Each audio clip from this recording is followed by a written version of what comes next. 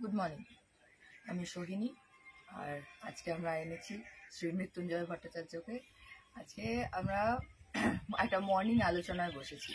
সাধারণত আমরা সকালবেলা কোনো না কোনো একটি বইকে কেন্দ্র করে কিছু আলোচনা করি, ক্লাসের মতো হয় ব্যাপারটা, যে আমি কিছু নোট ডাউন করি আর উনি ওনার জ্ঞান ভাণ্ডার থেকে আমাদেরকে কিছু শেয়ার করেন। তো সেইটাই আজকে রেকর্ড করা হচ্ছে। আজকে আমরা এই বইটি নিয়ে আলোচনা করব, আদর্শ শ্রাদ্ধকাণ্ড পদ্ধতি, শ্রী অশোক কুমার বন্দ্যোপাধ্যায়। তো আজকে একদিষ্টের টাইম নিয়ে একটা আলোচনা হচ্ছে। তো দেখা যাক আমরা কতটা সমৃদ্ধ হতে পারি। এখানে আমি একটি কথা বলবো যে সোহিনী যখন ডাকেন তখন আমার একটা সুবিধা থাকে, আমি এমনি একটু বেশি কথা বলি। তো সোহিনীর ব্লগে বা সোহিনীর চ্যানেলে একটু বেশি কথা বলা যায়। প্রথম কথা হচ্ছে যে আমরা ব্যক্তিগতভাবে যদি বলি তাহলে প্রতিদিন কিছু না কিছু পড়ায় বিশ্বাসী।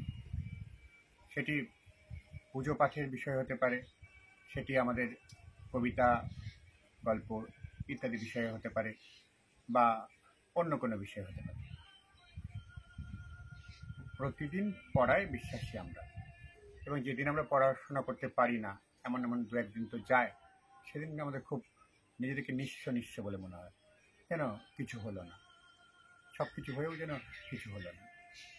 তো এই পড়াটা থেকে আমরা মনে করি যে আমরা যখন পড়ছি প্রতিদিন, তাহলে এই পড়াটা কি আমরা আমাদের যে সমাজ মাধ্যমগুলোর সঙ্গে আমরা জড়িত সেখানে কি আনা যায়, বা ইউটিউব চ্যানেলে কি পড়াটা আনা যায়? তো আমরা দুজনেই সহমত হই যে হ্যাঁ, আনা যায়, যেতেই পারি। তো এরকম যখন আমরা ভাবছি তখন আমাদের আমরা দেখা করি আমাদের সত্য পণ্ডিত মহাশয় শ্রী অশোক কুমার বন্দ্যোপাধ্যায়ের সঙ্গে। তো ওনাকে বলি ব্যাপারটা, উনি বলেন খুব ভালো হবে, ওনার আগ্রহ আছে। এবং আমি কপিরাইট সংক্রান্ত ব্যাপারগুলো যখন বলি তখন বললেন কার বই পড়তে গিয়ে কী হবে জানি না, আমার বই কিন্তু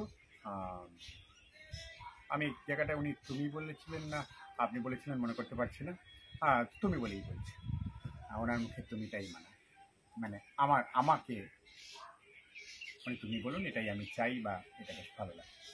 তো যাই হোক, এরকম যে আমার সবকটা বই তুমি পড়তে পারো, এই অনুমতি, এই আদেশ বা যাই বলেন না কেন তার কাছ থেকে পাওয়া গেছে।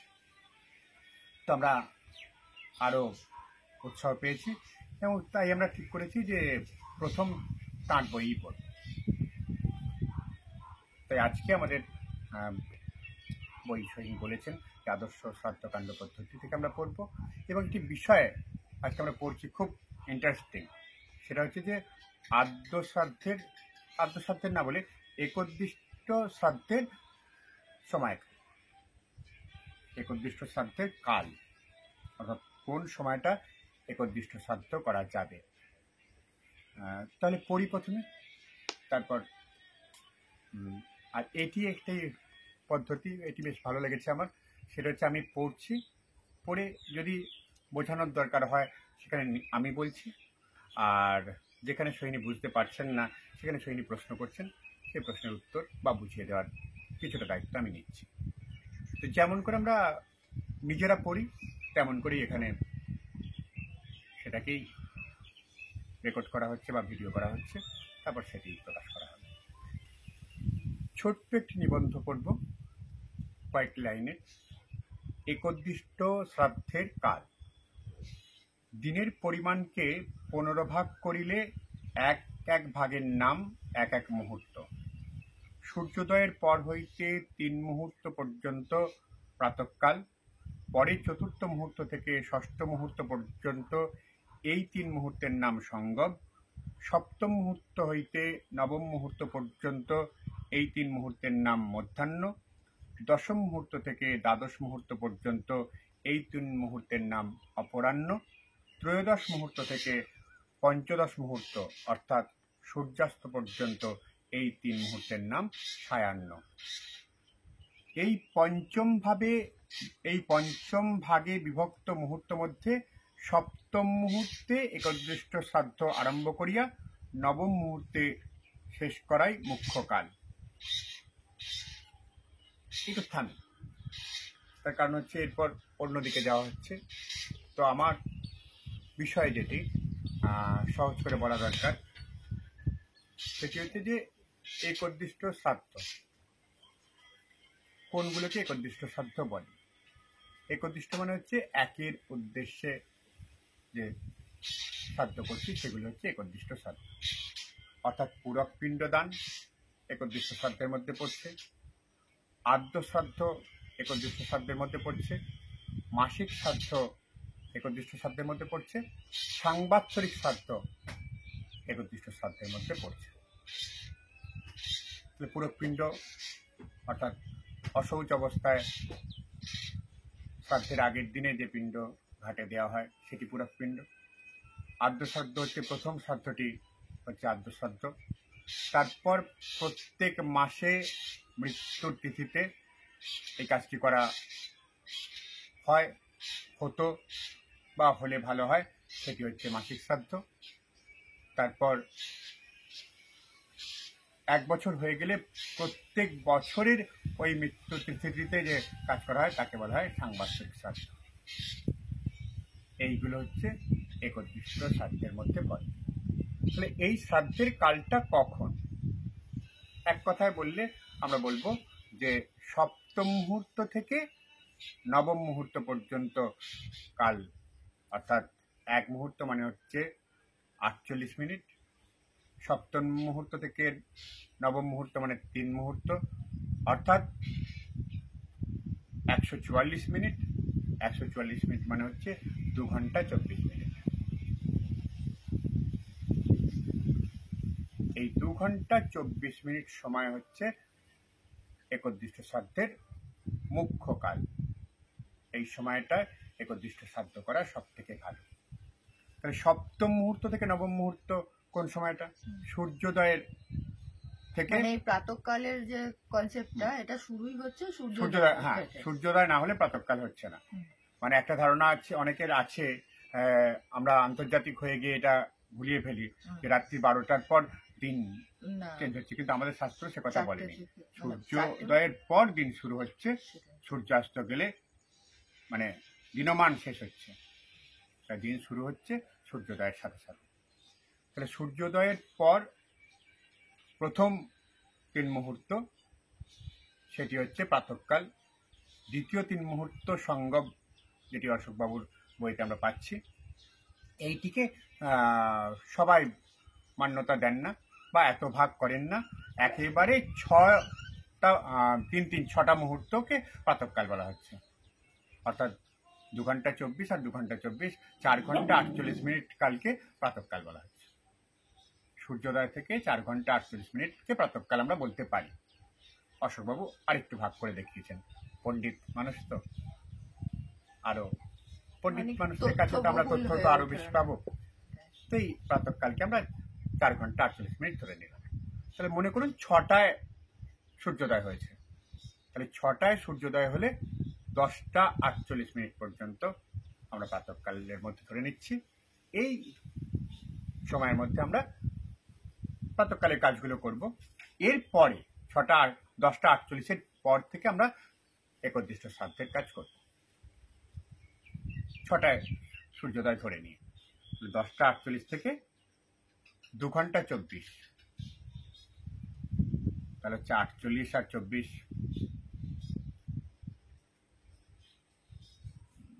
5 ঘন্টা 12 মিনিট, তাই তো?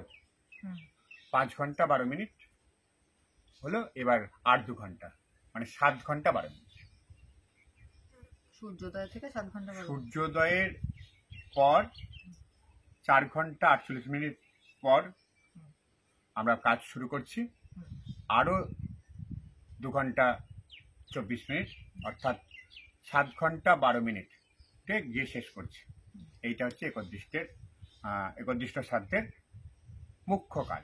এই সময় করতে পারলে ভালো। 4 ঘন্টা 48 মিনিট পর, সূর্যোদয়ের 4 ঘন্টা 48 মিনিট পর এবং 7 ঘন্টা 12 মিনিটের মধ্যে, এইটা হচ্ছে মুখ্য কাল। 6টায় যদি সূর্যোদয় হয় তাহলে 4 ঘন্টা 48 মিনিট, অর্থাৎ 10টা 48 মিনিটে একদিষ্ট সাধ্যের কাজ শুরু করছি। হুম। আর 2 ঘন্টা 24 মিনিট আরো যোগ করো। 2 ঘন্টা 24 মিনিট হচ্ছে 12টার একটাই ধরো। হ্যাঁ, একটার বেশি হবে। 10টা 48 মিনিট আর 2 ঘন্টা 24 মিনিট, 1টা 12 মিনিট। হুম। 1টা 12 মিনিটের মধ্যে কাজটি শেষ করতে পারলে ভালো। এবার এই 1টা 12 মিনিটটা যখন 6টার আগে সূর্যোদয় হচ্ছে, তখন 1টা 12 মিনিটটা আরো এগিয়ে আসছে, আবার একটু পিছিয়েও যেতে পারে। তো কিরকম পিছিয়ে যাবে? এবার আমাদের সবকিছুতে মতান্তর আছে, সবকিছুতে মতান্তর আছে। তো এই মতান্তর, অন্য মত কি বলছে? অন্য মত বলছে যে আরো একটা মুহূর্ত ব্যয় করা যেতে পারে, মানে তার মানে দশম মুহূর্ত পর্যন্ত। কোনো কারণে হ্যাঁ, যদি কোনো তাহলে ডিস্টারবেন্স দশম হয়, মুহূর্ত পর্যন্ত করা যেতে পারে। তাহলে এই দশম মুহূর্ত মানে আরো 48 মিনিট, তাহলে 7টা 12 আর 48 মিনিট মানে 8 ঘন্টা। সূর্যোদয় থেকে 8 ঘন্টার মধ্যে একদিষ্ট শ্রাদ্ধ শেষ করতে হবে। আর ওই যে অন্যমত, সেই অন্যমত এদিকেও আর একটু ছাড় দিচ্ছে। যেমন সপ্তম মুহূর্ত থেকে দশম মুহূর্ত পর্যন্ত গেলাম, তেমনি আরেকটু ছাড় পাচ্ছি এদিকে যে পঞ্চম মুহূর্ত থেকে শুরু করা যায়। পঞ্চম মুহূর্ত থেকে দশম মুহূর্ত পর্যন্ত এতটা সময় একদিষ্ট শ্রাদ্ধ করা যায়। তাহলে পঞ্চম মুহূর্ত মানে 10টারও প্রায় 48 পঞ্চম মুহূর্ত মানে হচ্ছে মানে 4 ঘন্টা 48 মিনিট, মানে 1 মুহূর্ত এগিয়ে আসবো, মানে 48 মিনিট বাদ দেবো, তাহলে 4 ঘন্টা।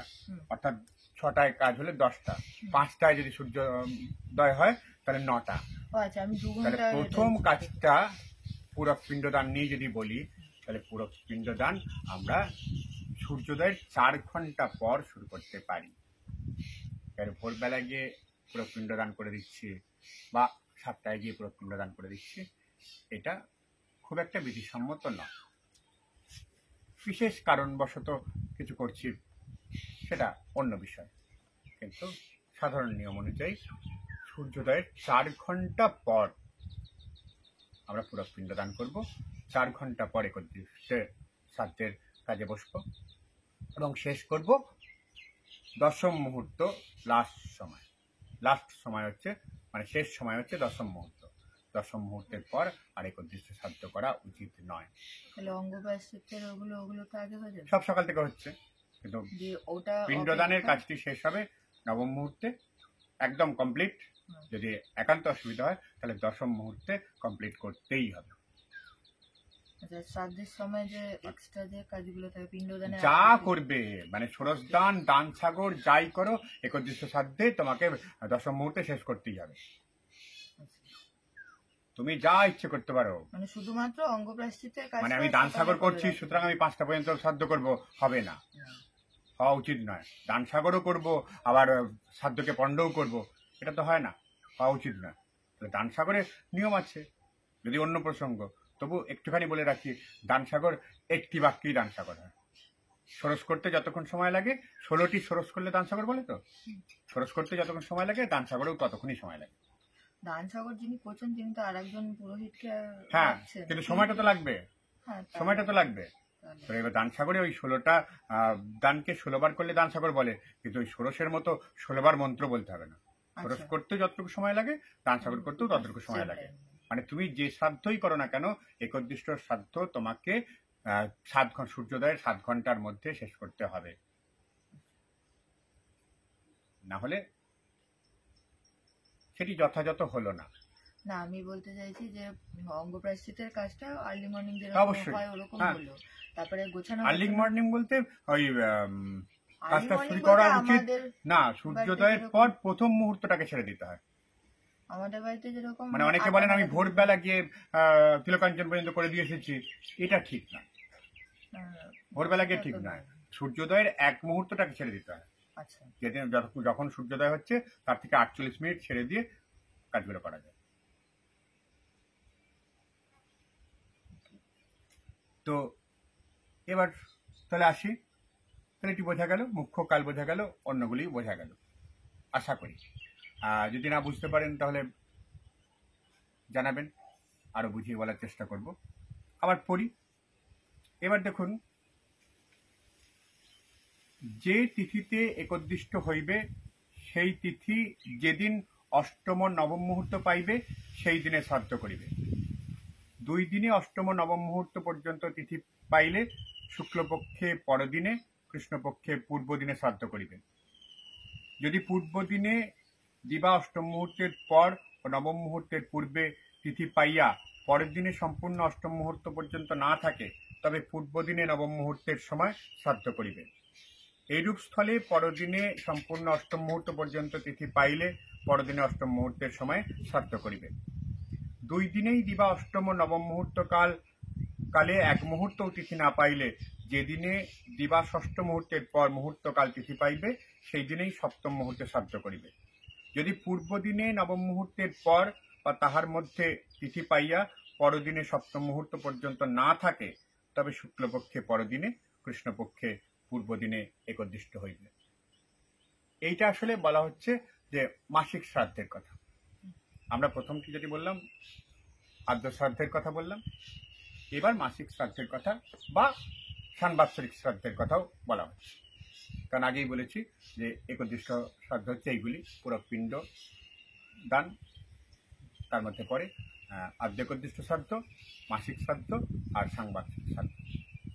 তাহলে মাসিক শ্রাদ্ধটাও একদিষ্টের মধ্যে পড়ছে আর সাংবাৎসরিক শ্রাদ্ধ একদিষ্টের মধ্যে পড়ছে। তো এবার যখন মাসিক শ্রাদ্ধের তিথি আমরা গণনা করছি, তখন যদি পঞ্জিকা দেখেন দেখবেন যে কখনো কখনো লেখা আছে যে দ্বাদশীর একদিষ্ট সপিণ্ডকরণ, কোথাও লেখা আছে যে দ্বাদশীর একদিষ্ট ত্রয়োদশীর সপিণ্ডকরণ। কেন কেন এরকম লেখা থাকে? তো একদিষ্ট মানে, আবারও বলছি, একদিষ্ট মানে হচ্ছে মাসিক এবং বাৎসরিক শ্রাদ্ধ। তাহলে এবার আসুন যে আমাকে তো তিথিটা দেখতে হবে। তাহলে দ্বাদশীতে কেউ মারা গেছেন, তাহলে তার মাসিক শ্রাদ্ধ দ্বাদশীতে হবে। সেই দ্বাদশী, কৃষ্ণ দ্বাদশী বা শুক্লা দ্বাদশী, যে দ্বাদশী হয়েছে, সাংবাৎসরিকও তো তাই হবে। তাহলে এবার মানে তিথিটা এমনভাবে পাল্টাচ্ছে, দেখা যাচ্ছে যে সারা দিন তিথি আছে, তখন ওই একদিষ্ট এবং সপিণ্ডকরণ একই দিনে হচ্ছে। যখন সারাদিন তিথি নেই তখন পাল্টে পাল্টে যাচ্ছে। তাহলে কোন দিন মাসিক শ্রাদ্ধ বা সাংবাৎসরিক শ্রাদ্ধ কোন দিন হবে, কোন তিথিটায় হবে, আর একদিষ্ট কোন তিথিটায় হবে আমরা নির্ণয় করব কি, ওই শ্রাদ্ধের কাল দেখে। তাহলে নবম মুহূর্ত পর্যন্ত যে তিথি পাচ্ছে সেই তিথিতে একদিষ্ট হবে। নবম মুহূর্তের পর চেঞ্জ হচ্ছে, সেই তিথিতে ওই অপরাহ্ন যে তিথিটা পাচ্ছে আর কি, সাধারণত বলা হয় যে 2:28 পর সপিণ্ডকরণের কাজ হবে। তো এই যে একটা নবম মুহূর্ত শেষ হলো, দশম মুহূর্ত পর্যন্ত হতে পারে, তারপর আমাদের সপিণ্ডকরণের কাজ হলো। তাহলে এই সপিণ্ডকরণের তিথিটি যে সময় পড়ছে, ওই অপরাহ্নের মধ্যে বা দশম মুহূর্তের, নবম মুহূর্তের পরই যে তিথিটা পাল্টে যাচ্ছে, সেই তিথিটা যদি সপিণ্ডকরণটা হবে, আর নবম মুহূর্ত পেয়ে গেলে মাসিক শ্রাদ্ধ হবে। অর্থাৎ দ্বাদশী পেল নবম মুহূর্ত পর্যন্ত, দ্বাদশীর একদিষ্ট হলো, দশম মুহূর্ত থেকে ত্রয়োদশী পড়লো, ত্রয়োদশীর সপিণ্ডকরণ হলো। এবার আরো জটিল করা হচ্ছে, সেটা হচ্ছে যে যদি দুদিনই থাকে, যদি দুদিনই থাকে তাহলে কি হবে? অর্থাৎ দুদিনে থাকলে কৃষ্ণপক্ষের তিথি হলে সেটি প্রথম দিনে হবে, শুক্লপক্ষের তিথি হলে সেটি দ্বিতীয় দিনে হবে। দুদিনই নবম মুহূর্ত পর্যন্ত তিথি রয়েছে, তখন অষ্টম মুহূর্ত নবম মুহূর্ত দুদিনই রয়েছে। তখন ওই দুটি ভাগ হবে, পক্ষ হিসেবে ভাগ হবে। কৃষ্ণপক্ষ হলে প্রথম দিনটাতে হবে, শুক্লপক্ষের তিথি হলে দ্বিতীয় দিনটাতে হবে। এটা আপনাকে বুঝে নিতে হবে। এবার কথা হচ্ছে যে অষ্টম মুহূর্ত নবম মুহূর্ত কোনো তিথিটাতেই পাচ্ছে না, তখন কি হবে? তখন বলা হচ্ছে সপ্তম মুহূর্ত ছুঁয়েছে বা সপ্তম মুহূর্ত পেয়েছে যে তিথিটায়, সেই তিথিটায় একদিষ্টের কাজ হবে। তাহলে এই তিথিগুলো এইভাবে রয়েছে। যদি একটু ঠান্ডা মাথায় ভাবি, জটিল কিছু নয়, কিন্তু যদি না ভাবি তাহলে ওই সারা জীবন হাঁটতে হাঁটতে যেতে হবে। আজকে এত বড় সুযোগ হয়েছে, আমরা ইউটিউব চ্যানেলগুলোতে দেখছি, তো সেখানে ভালো ভালো ভিডিও দেখুন, দেখে নিজেকে তৈরি করুন। বই কিনুন, ভালো ভালো বই কিনুন, পড়ুন, আলোচনা করুন। আমাদের আলোচনার জন্য আমরা একটি হোয়াটসঅ্যাপ গ্রুপ করেছি, সেই গ্রুপে যুক্ত হতে পারেন। আমরা সপ্তাহে 2 দিন আলোচনা করছি। একটি দিন বিভিন্ন জন যে প্রশ্ন করছেন সেই প্রশ্নের উত্তর আমরা দিচ্ছি, আর দ্বিতীয় দিনে বিষয় উত্থাপিত করা হচ্ছে আগে থেকেই, সেই বিষয় নিয়ে আমরা আলোচনা করছি। যেমন গতকাল আমরা 2টি বিষয় নিয়ে আলোচনা করেছি।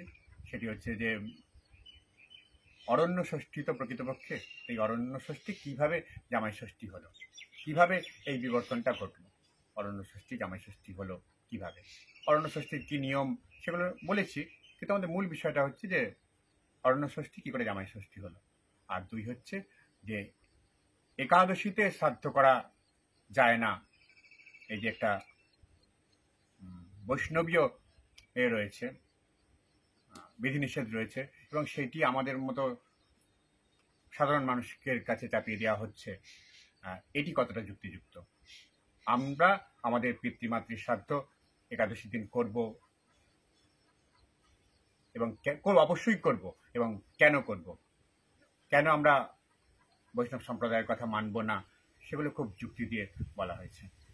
এগুলো ভিডিওতে আছে, আপনারা দেখতে পারেন। ভালো থাকবেন সবাই, খুব ভালো থাকবেন। ওয়েলকাম।